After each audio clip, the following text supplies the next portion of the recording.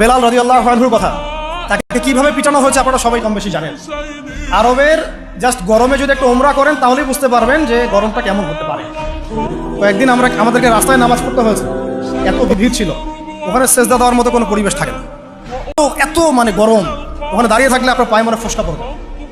ওখানে একটা মানুষকে সারাদিন শুইয়ে রাখা হলে উত্তপ্ত বালুর মধ্যে, উপরে যদি পাথর চাপা দেওয়া হয় আর সে তখনও বলতে থাকছে আহাদুন আহাদ, আল্লাহ এক, আল্লাহ এক, তাহলে তার ইমানের জজবা চিন্তা করেন।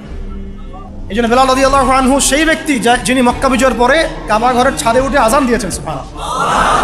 তিনি সেই ব্যক্তি যার কথা নবী সাল্লাল্লাহু আলাইহি ওয়াসাল্লাম যখন আলোচনা করতেন তখন বলতেন যে বেলাল, যখনই আল্লাহ আমাকে জান্নাত দেখান তখন তোমার পায়ের আওয়াজ আমি আগে আগে শুনতে পারি।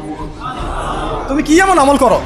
তিনি বলছেন, আমি তো এক্সট্রা এমন কোনো আমল করি না, তবে যখনই আমার ওযু ছুটে যায় তখন আমি আমার ওযু করি এবং সেই ওযু দিয়ে আমি 2 রাকাত নামাজ পড়ি, তাহিয়াতুল ওযু।